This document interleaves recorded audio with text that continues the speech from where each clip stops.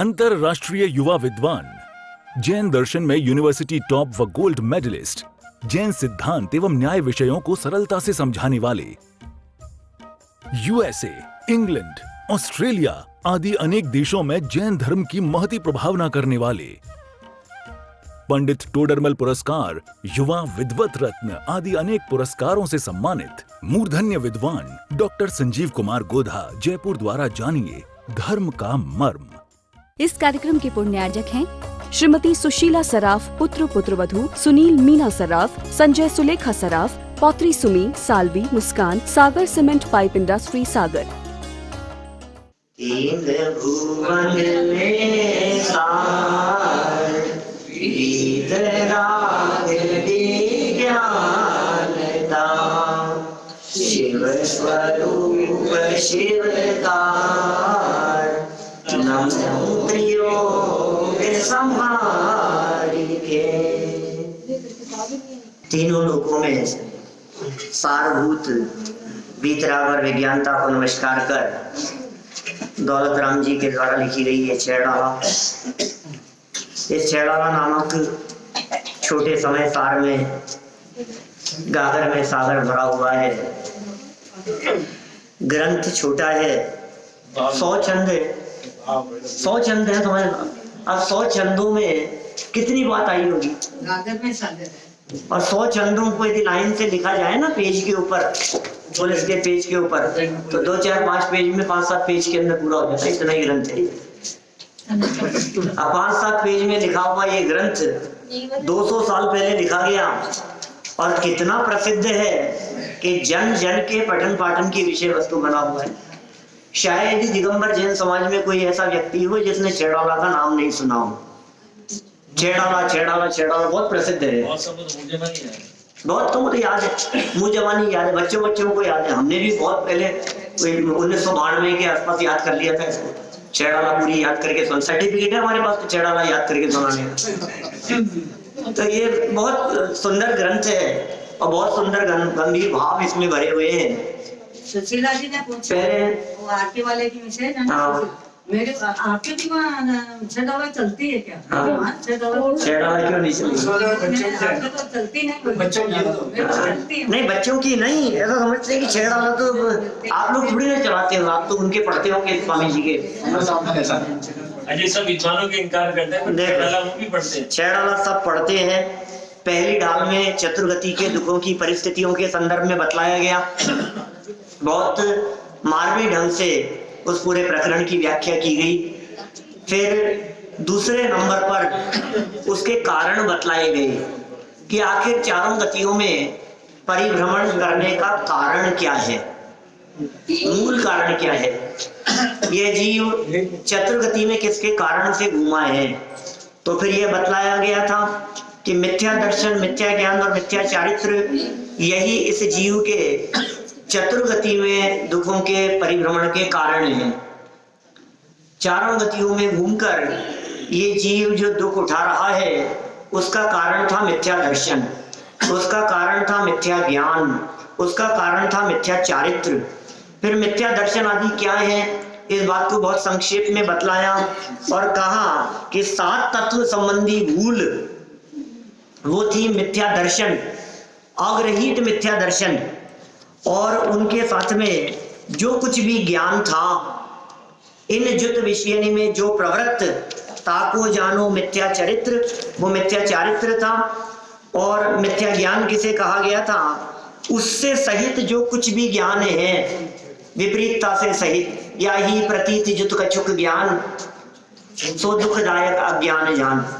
माने 7 तत्व संबंधी भूल, आग्रहित मिथ्या दर्शन, उस मिथ्यात्व के साथ में होने वाला जो कुछ भी ज्ञान सो मिथ्या ज्ञान, और उसके साथ होने वाली विषयों में प्रवृत्ति वो मिथ्या चारित्र।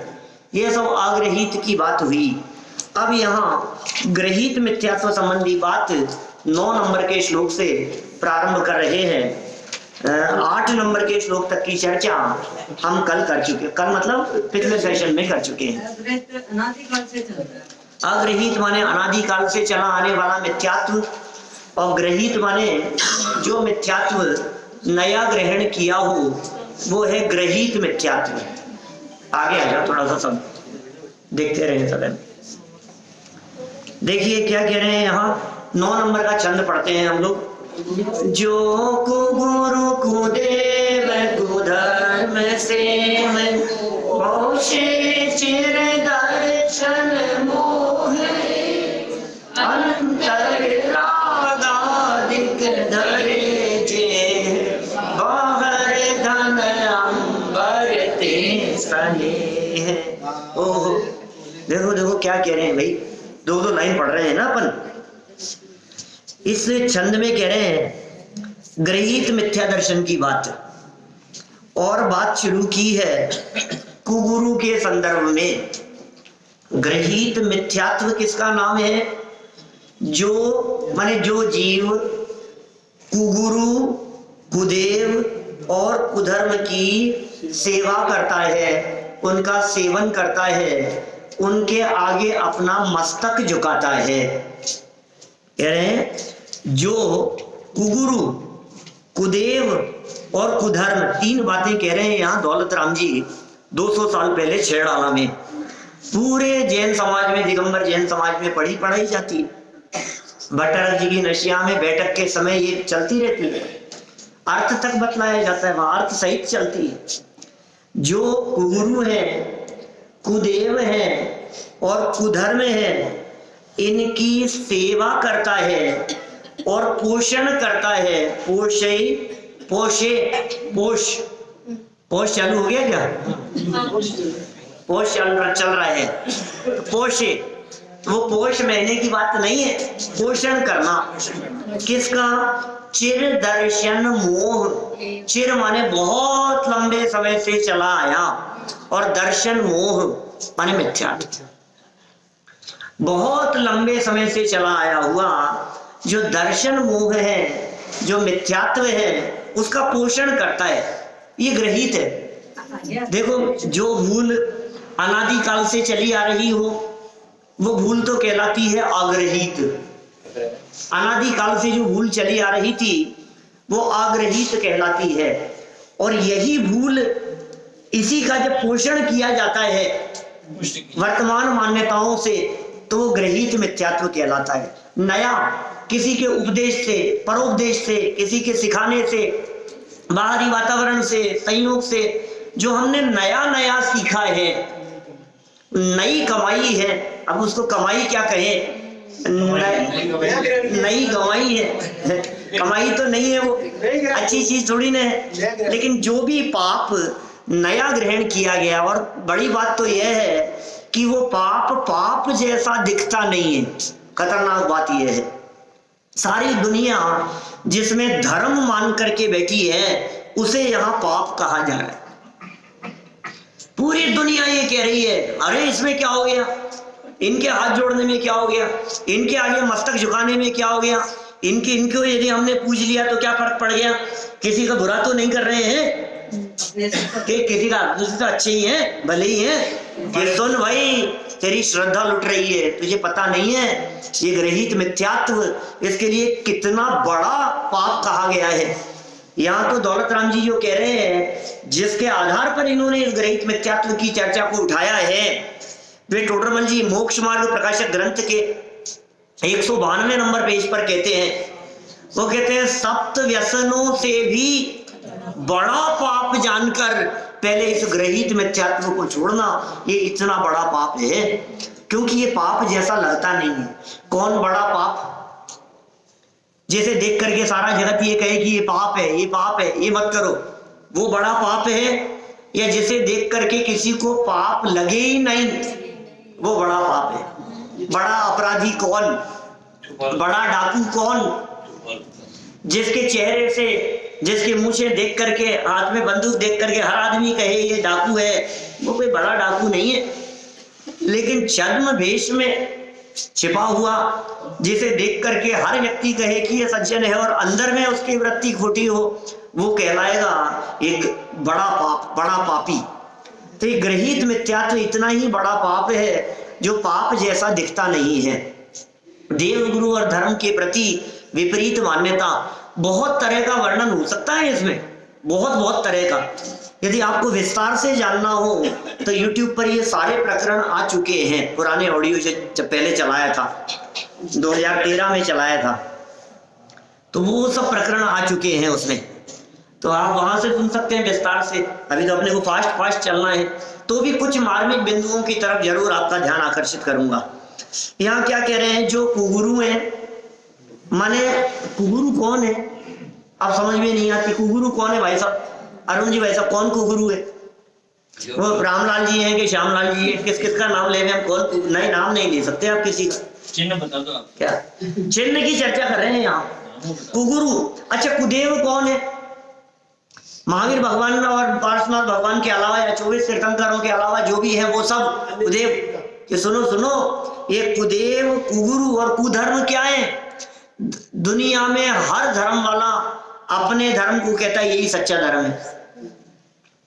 दुनिया में हर गुरु अपने आप के बारे में ये कहता है हम सच्चे गुरु हैं, कुगुरु को मत मानना। हर व्यक्ति ये कहता है। बापूजी भी यही बात कहेंगे तो कि मैं सच्चा हूं, बाकी सब। तो कौन? अच्छा, कुदेव कौन? किसी देव का नाम कुदेव नहीं है, किसी गुरु का नाम कुगुरु नहीं है, किसी धर्म का नाम कुधर्म नहीं है, लेकिन सच्चे वीतरागी धर्म के विपरीत जो भी श्रद्धा है वो सब कुदेव, कुगुरु, कुधर्म में शामिल होगी। आप देखिए, पहले यहाँ कुगुरु की चर्चा कर रहे हैं। कुगुरु कौन हो सकते हैं? तो वृत्ति बतलाई, चिन्ह बतलाया, अनादिकालीन मिथ्यात्व का पोषण करने वाले। कौन? अंतर रागादिक धरे जे, अंदर में जिनके राग द्वेष के परिणाम वर्तते हो, अंदर में राग हो, अंदर में मोह हो, धन के प्रति हो, पत्नियों के प्रति हो, परिवार के प्रति हो, माँ बाप के प्रति हो, और तो और अपने भक्तों के प्रति हो। अंतर में तो रागादिक, और बाहर क्या दिख रहा है? बाहर धन अंबर ते स्नेह, धन से और कपड़ों के प्रति जिनका स्नेह दिखाई देता हो। गुरु के लक्षण बतला रहे हैं, जिनकी धन के प्रति आसक्ति दिखाई देती है, जो धन बटोरते रहते हैं, जो धन इकट्ठा करते हैं, जिन्होंने ये पूरा का पूरा वेश इसलिए धारण किया है कि मैं पैसा इकट्ठा कर सकूं, पब्लिक से पैसा खींच सकूं, वेश धारण किया है। कोई रक्त, कोई पीताम्बरी, कोई अलग अलग तरह के ऐसे ऊपर से वेश धारण किए हुए, कपड़े लत्ते पहने हुए हैं और गुरु कहलाते। क्या कह रहे हैं यहाँ? अंतर रागादिक धरे, अंदर में तो राग द्वेष और बाहर में धन से और अंबर से रखे स्नेह, स्नेह रखते हो। मिल जाएंगे आपको इस तरह के, जो बाहर में इस तरह की वृत्ति रखते हो। आचार्य कुंद स्वामी ने तो अष्टपाहुड़ ग्रंथ में परिग्रहधारियों के संदर्भ में बहुत कठोर भाषा का प्रयोग किया है। वो भाषा का प्रयोग तो 2000 वर्ष पहले किया। आज यदि वे होते तो पता नहीं क्या लिखते। 2000 साल पहले उन्होंने इतनी कठोर भाषा का प्रयोग किया है। वो कहते हैं कि मुनि वेश धारण करके भी यदि कोई इन चीजों में उलझा हुआ हो, तंत्र मंत्र यंत्र आदि के अंदर उलझा हुआ हो, धनाधिक का रखता हो, उसका पैसे का लेन देन रखता हो, उसका हिसाब रखता हो, इस तरह की वृत्ति यदि कोई व्यक्ति रखता है तो वो गुरु तो हो नहीं सकता है, वे गुरु है। और वो उनका जो होगा सो होगा। यदि तुमने उनकी पूजन करी, यदि तुमने उनके चरणों में मस्तक झुकाया, यदि तुमने उनके प्रति अपनी श्रद्धा रखी, तो वो कहते हैं तुम निगोद जाने वाले हो, तुम नरक में जाने वाले हो, तुम दर दर की ठोकरें खाने वाले हो। अपनी श्रद्धा मजबूत कि साहब अपना क्या बिगाड़ लिया उन्होंने, कि उन्होंने क्या बिगाड़ लिया? तेरी श्रद्धा को लूट लिया। सबसे बड़े लुटेरे हैं श्रद्धा के लुटेरे। धन के लुटेरे इतने बड़े लुटेरे नहीं है जिन्होंने धन लूट लिया, लेकिन जिन्होंने हमारी श्रद्धा को लूट लिया वो बहुत बड़ा लुटेरा है। क्या दिल जीत लिया आपका? क्या ये आप उनके होकर के रह गए, आप उनके भक्त हो गए, आप उनके अनुसार चलने लगे तो दिल जीता। डाकू बड़े लुटेरे नहीं है, वो तो धमकी से कराते हैं काम, और ये श्रद्धा से कराते हैं। बड़ा कौन? श्रद्धा से, जिसने श्रद्धा को लूट लिया। आपकी, आपके विश्वास को जीत लिया, विश्वासघात हो गया, विश्वासघात हो गया आपके साथ में। ये बड़ा पाप है, गृहीत मिथ्यात्व। और अंबर से सने घर बार ऐसे दिखाई देते हैं, बहुत इस तरह के दिखेंगे आपको जगत में। परिवार वाले, ये हमारे परिवार वाले हैं, ये हैं, एक एक व्यक्ति का नाम लेकर के पुकारे, एक एक व्यक्ति से संबंध रखे, ये तो हमारे खास है, ये तो अपने बहुत, ये सब बहुत काम गड़बड़ है मामला।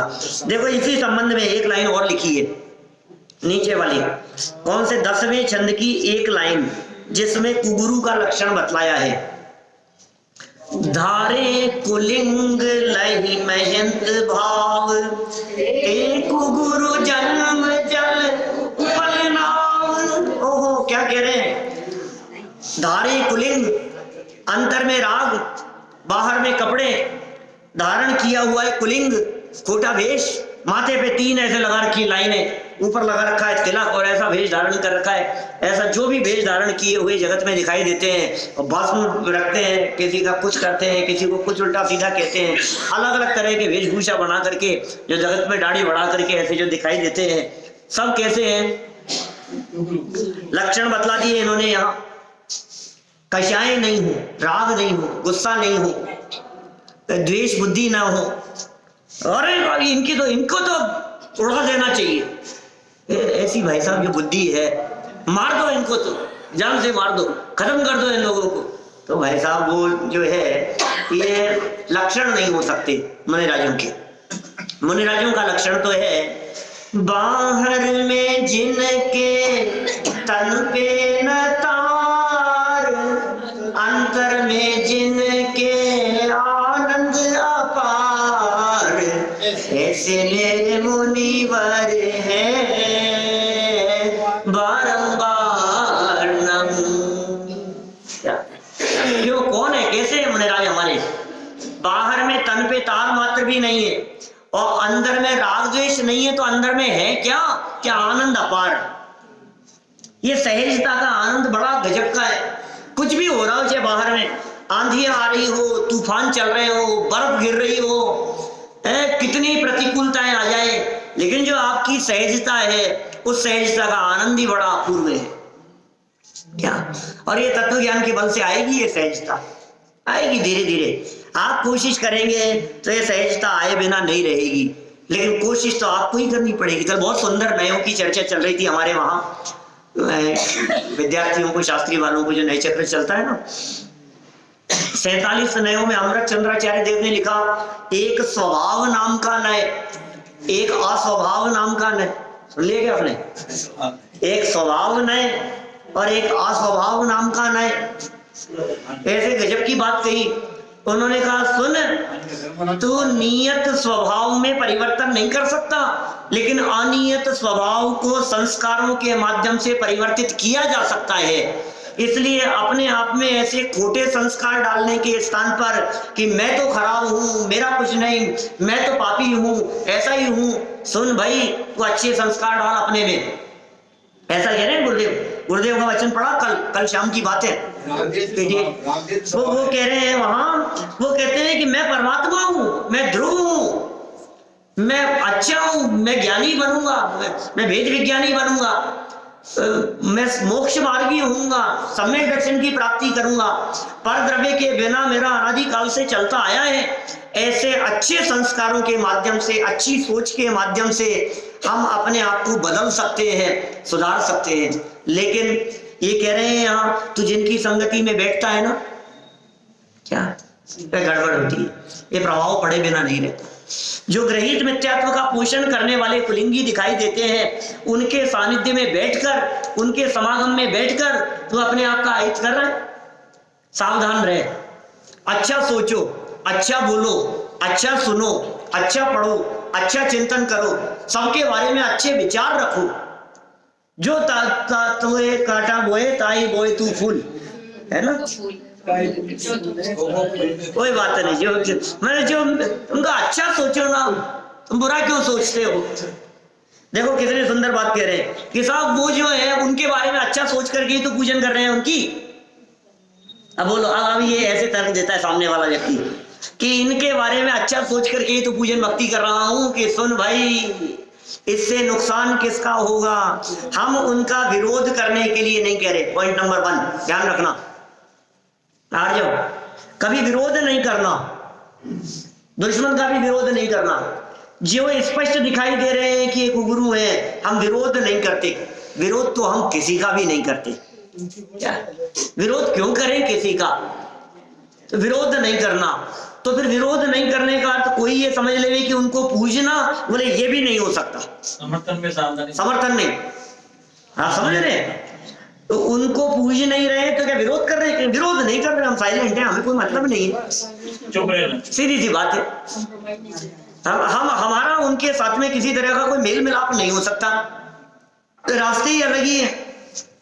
परिग्रहधारियों को हम वीतरागी दिगंबर संतों की तरह, पंच परमेष्ठियों की तरह उनको कैसे पूज सकते हैं? हम जिन्हें गुरु कहा गया है वे गुरु भगवान के समान है। जिन्हें गुरु कहा गया है वे पंच परमेष्ठियों में आने वाले हैं। अरहंत और सिद्ध भगवान को जितनी बार वंदन करते हैं, हम गुरु को भी उतनी ही बार वंदन करते हैं दिन भर में नमोकार मंत्र बोलते समय। सच्चे गुरु तो नमो अरिहंताणम और नमो सिद्धाणम के साथ ही नमो आयरियाणम, नमो वज्रायणम और नमो लोहे सवसावणम शब्द का प्रयोग इस बात को बतलाता है कि उतनी ही बार दिन भर में उन्हें भी वंदन किया गया। उनके लाइन में बिठा दिया हमने, एक लाइन से पंच परमेष्ठियों को खड़ा कर दिया। वो भी तो भविष्य सिद्धों की श्रेणी में आने वाला जिनका नाम है, जग के उन सब मुनिराजों को मेरा नम्र प्रणाम है। लेकिन किनको? सिद्धों की, उनको जिनका नाम सिद्धों की श्रेणी में आने वाला है, उन्हें मेरा विनम्र भाव से प्रणाम है, शत बार प्रणाम है, 100 बार उनको वंदन है। लेकिन परिग्रहधारियों को वंदन करके मैं अपना भविष्य नहीं बिगाड़ सकता, अपना फ्यूचर नहीं बिगाड़ सकता हूँ। परीक्षा तो 28 मूल गुण से ही हो सकती है, मूल गुणों से ही होगी, इसके अलावा कोई बात ही नहीं। आगे सब बातें, अभी तो शुरुआत है दूसरी ढाल में। क्या अभी तो ये लक्षण बतला रहे हैं। तीसरी ढाल के अंदर कहेंगे मूढ़ताएं नहीं होनी चाहिए, अनायतन नहीं होने चाहिए। ये जब खोल करके एक एक लाइन में व्याख्या करेंगे तो कैसे बात करने वाले हैं आगे। देखिए, धारे कुलिंग और लही महंत भाव। अरे तुम्हें पता है मैं कौन हूं? महंत भाव, अपने आप को बड़ा मानना, बड़ा स्वीकार करना, लही महंत भाव। ते कुगुरु, वो सब कुगुरु है। अंदर में राग, बाहर में वस्त्र, धनादि के प्रति स्नेह और क्या कुलिंग का धारण करना बाहर में, वो सब कैसे हैं? कुगुरु हैं। और क्या क्या करेंगे वे? क्या होगा उनका? जन्म जल उपल नाव। उपल माने पत्थर, उपल माने पत्थर, पत्थर की नौका के समान है। ते कुगुरु, वे सारे के सारे कुगुरु कैसे हैं? पत्थर की नौका के समान है। क्या मतलब साहब? उपल माने होता है पत्थर, नाव मतलब नाव, जन्म जल माने संसार रूपी समुद्र के लिए। संसार रूपी समुद्र में, उस समुद्र में नौका पत्थर की है, बोलो क्या होगा उसका? डूबेगी। और बैठने वालों का क्या होगा? वो तो बच जाएंगे, वो भी डूबेंगे।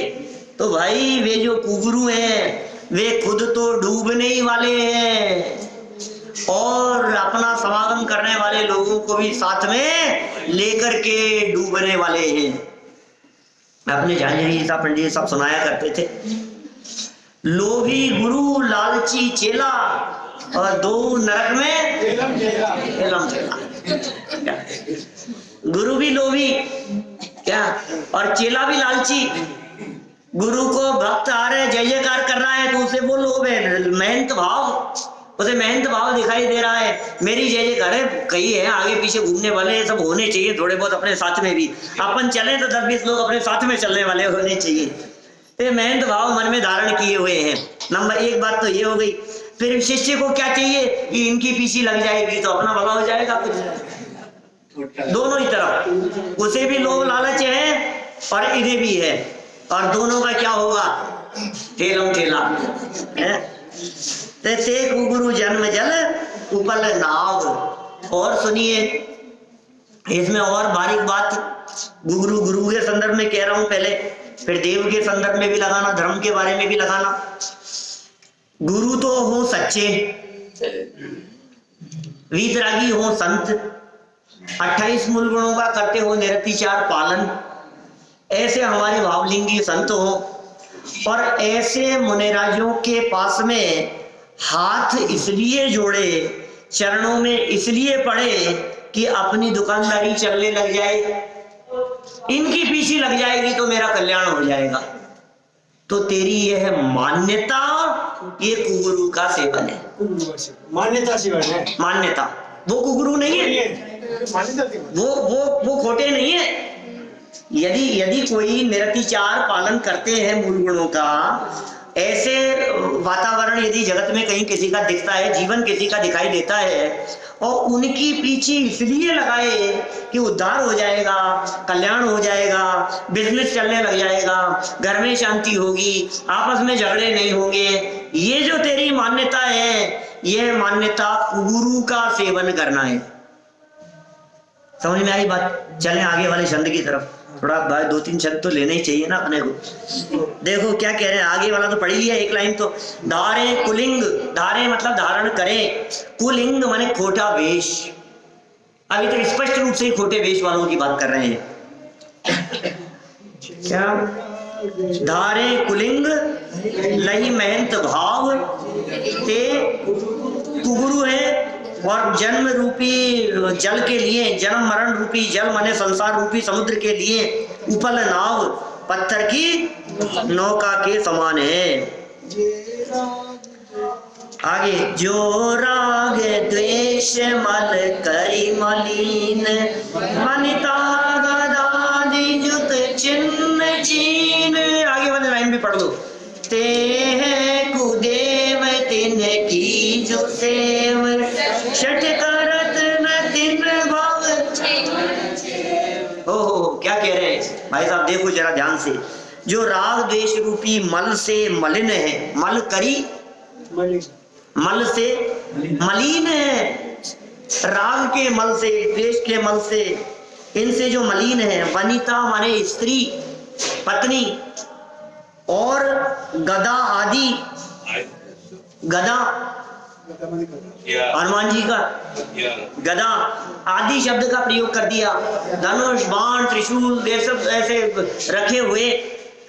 इनसे जुत माने सहित, चिन्ह, चीन, चीन माने पहचाने जाना, चीन माने पहचानना, चिन्ह माने तो लक्षण, चिन्ह और चीन, चिन्ह चीन, इन चिन्हों से जो पहचाने जाते हैं।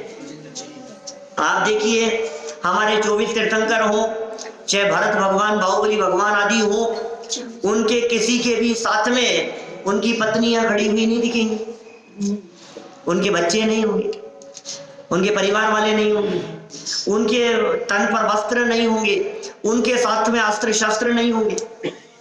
बोलो, भरत जी मोक्ष गए, कहां से मोक्ष गए हैं?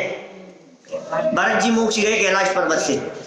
चक्रवर्ती भरत दीक्षा लेकर के मुनि होकर के मोक्ष गए। चक्र रत्न था उनके पास, तो उनकी प्रतिमा बनाओ तो उसके साथ में चक्र रत्न लगाना चाहिए कि नहीं? चक्रवर्ती थे वे। शांतिनाथ भगवान के साथ में लगाएं कि नहीं अपने यहाँ? बोलो, सब लोग बैठे हो, काफी लोग कमेटी वाले भी बैठे हुए हो, तो अपन सब नक्की करें। नहीं, छोड़ दिया उन्होंने। अरे जब तक उनके पास में ये सब था तब तक वे पूज्य नहीं थे, और जब उन्होंने इन सब चीजों का त्याग कर दिया तब वे पूज्य हो गए। हम वीतरागता के उपासक हैं भैया, हम कपड़े पहने वालों के नहीं। कपड़े पहने वाले बड़े से बड़े व्यक्ति जिनके चरणों में झुके, हम उनके पुजारी हैं, हम उनके भक्त हैं। देव की चर्चा कर रहे हैं। वनिता, गदा आदि चिन्हों से जो पहचाने जाते हैं वे कौन हैं? तुमने पहचान लिया कि भाई साहब ते हैं कुदेव, भाई साहब इनसे दूर रहो, हमारा मस्तक इनके आगे नहीं झुकेगा। कहते हैं ऐसा सड़ा नारियल नहीं है हमारा माथा, जहाँ जचे जहाँ फोड़ दिया जाए, टेक दिया जाए, नहीं झुकेगा तो नहीं झुकेगा, सीधी सी बात है। हमारा मस्तक नहीं झुकता। कि साहब क्या बात कर रहे हो? ये लोक व्यवहार भी कुछ होता है, कई इस तरह की घटनाएं घट जाती है जहां हमारे को करना पड़ता है, नहीं करना पड़ेगा। यहाँ धर्म का सवाल है। मैं आपसे पूछता हूँ और एक सिंपल सी बात पूछता हूँ, एक साधारण सी बात। क्या बात है कि मुझे हार्ट की प्रॉब्लम हो रही है। क्या भैया, हार्ट की प्रॉब्लम हो रही है, और हमारे अच्छे रिश्तेदार वो भी हार्ट के डॉक्टर हैं, तो आप उनको दिखाएंगे कि नहीं दिखाएंगे? उनको दिखाएंगे। अच्छा, लेकिन आपको बहुत सारे और उनसे बेहतर डॉक्टर दिख रहे हैं इसी जयपुर शहर में, जो स्पेशलिस्ट दिख रहे हैं, तो बोलो किसको दिखाएंगे? जो हमें बेहतर दिख रहे हैं उनको दिखाएंगे। एक है हमारे पड़ोस में जो हार्ट का डॉक्टर है, हार्ट सर्जन है, और मुझे ऑपरेशन कराना है, लेकिन उसने कई ऑपरेशन बिगाड़ दिए। कई केस बिगड़ गए उसके हाथ से। और एक दूसरा डॉक्टर है जो पड़ोस में नहीं रहता, जो सांगानेर रहता है, बोलो, लेकिन डॉक्टर बहुत अच्छा है। आप किसे दिखाओगे? ये पड़ोसी को छोड़कर के इतना दूर जाओगे? ये नाराज हो जाएगा यार, रोज मिलने वाला आदमी है, ये भी क्या सोचेगा? तकलीफ इनको थी, दूर गए, ये मेरे पास तो आए नहीं, वहां चले गए। आप क्या सोचते हैं कि भाई साहब जिंदगी मौत का सवाल है, माफ करना, आपकी इज्जत करता हूं मैं, लेकिन इलाज तो वही कराऊंगा, ऑपरेशन तो वही कराऊंगा। जयपुर छोड़ करके बंबई जाकर के इलाज कराता है, पूना जाकर के इलाज कराता है, अहमदाबाद जाकर के ऑपरेशन कराता है घुटनों का, बाहर जाकर के कराता है। मैं आपसे पूछता हूँ, जयपुर के सारे हॉस्पिटल और सारे डॉक्टर क्या सब नाकाम है कि नहीं? हमारी श्रद्धा जिसके साथ में जुड़ी हुई है, सीधी सी बात है भाई साहब, इसमें क्या है? मेरे जिंदगी मौत का सवाल है। कोई व्यक्ति बुरा नहीं मानता है, आपके पड़ोस का डॉक्टर बुरा नहीं मानेगा इसमें। रोज उठता बैठता हो, रोजाना आपके साथ में मॉर्निंग वॉक पे जाता हो, उसके बावजूद भी आप दूसरे को दिखा रहे, हो जाता है ऐसा। ये श्रद्धा का सवाल है, ये जन्म मरण का सवाल है, ये अनंत भाव बिगाड़ने का सवाल है। मैं कैसे समझौता कर सकता हूँ इसके अंदर? आप प्यार से समझाओ। नहीं साहब, आप क्या बात कर रहे हो? जिनकी बात आपने यहाँ कही है, हमारे तो कई दोस्त ऐसे हैं, वो बुलाते हैं, फिर अच्छा नहीं लगता है, फिर हम उनके यहाँ जाएं, नहीं तो वो बुरा मान जाएंगे, ऐसा हो जाएगा। कोई बुरा नहीं मानता है, कोई बुरा नहीं मानता है। जगत के देवी देवताओं को पूजने, क्योंकि ये धर्म निरपेक्ष राष्ट्र है भाई साहब, धर्म निरपेक्ष राष्ट्र है ये। आप यदि कांग्रेस को वोट दो और वाइफ बीजेपी को वोट देवे, तो घर में झगड़े होंगे क्या? नहीं होंगे, ठीक है, तुमने उनको दिया, हमने उनको दिया, बात खत्म हो गई। इसमें क्या हो गया भैया? झगड़े हो गया कभी? और वो छूटा क्या भी देगा, तो हो गया। अरे क्या, देखो धर्म निरपेक्ष राष्ट्र है ये, हर व्यक्ति को अपनी मान्यता के अनुसार धर्म स्वीकार करने की स्वाधीनता है। ये हिंदुस्तान में है, आप पाकिस्तान में नहीं रह सकते। आप वहां रहेंगे तो आपको वही धर्म मानना पड़ेगा, और यहाँ जिसको जो धर्म मानना हो, एक ही घर में रहता हुआ व्यक्ति, कोई उनका भक्त है, कोई उनका भक्त है, कोई उनको मानता है, जिसकी जैसी मान्यता वो उनको माने, इसमें झगड़े का क्या सवाल है? यही तो धर्म निरपेक्षता है कि नहीं? हम स्वीकार करते हैं और सुनो कि नहीं नहीं खास दोस्त है और उसने कहा था कि यार तू हमारे भगवान को नहीं मानता है, अब क्या करें बोलो?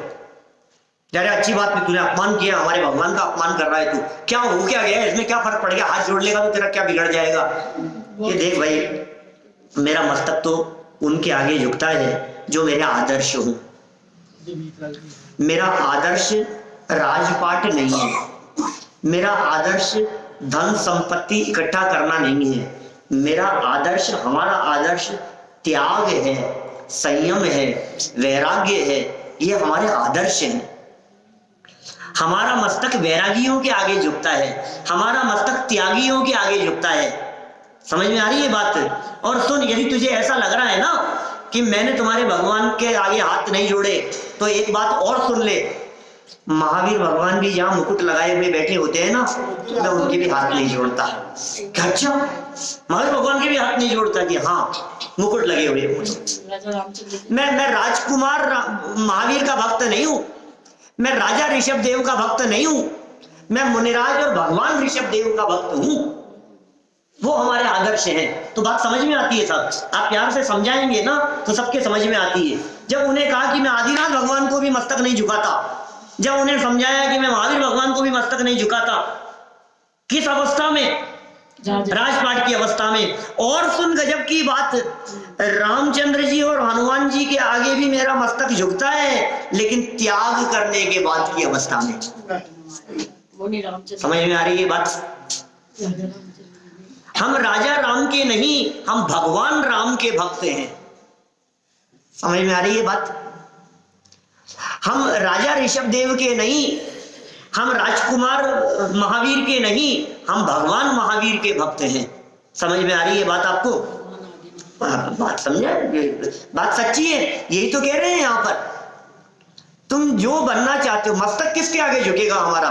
वीतरागता पूज्य है, सर्वज्ञता पूज्य है, भगवान बनने के बाद पूज्य है, भगवान बनने के पहले नहीं। हम तो, आप दीक्षा ले लो, हम तो आपके चरणों में झुक जाएंगे, हमें क्या फर्क पड़ रहा है? लेकिन तुम कहोगे साहब मैं सूट बूट पहन करके खड़ा हूं, तू मेरे चरण में पढ़, किसाई को पढ़, भैया तू है कौन? अपने श्रद्धा पति को कोई नहीं बिगा सकता। हाँ, इसलिए बात तर्क युक्ति न्याय से करो। तो अरे साहब गजब हो गई, तुम भी परीक्षा कर रहे हो। तुम होते कौन हो परीक्षा करने वाले? कि भाई साहब कुर्ता सिलाना हो तो अच्छा दर्जी तलाशता है, स्पेशलिस्ट के पास जाता है, स्पेशलिस्ट के पास में जाता है, बिगड़ नहीं जाए। कुर्ता बिगड़ने की इतनी चिंता है और भाव बिगड़ने की चिंता नहीं है। कपड़ा बिगड़ जाएगा, कोट बिगड़ जाएगा, सूट बिगड़ जाएगा, अरे मेरे भाव बिगड़ जाएंगे, मैं कहां जाऊंगा, मुझे अकेले को भुगतना पड़ेगा, मेरे पिताजी साथ में नहीं जाएंगे। इतिहास में उठा करके देखो कितने अनगिनती उदाहरण मिलेंगे आपको, ऐसे ऐसे उदाहरण मिलेंगे आपको जिनमें पिता नरक में गए और बेटे मोक्ष में गए। इस कार्यक्रम के पुण्यार्जक हैं श्रीमती सुशीला सराफ, पुत्र पुत्रवधू सुनील मीना सराफ, संजय सुलेखा सराफ, पौत्री सुमी, सालवी, मुस्कान, सागर सीमेंट पाइप इंडस्ट्री सागर।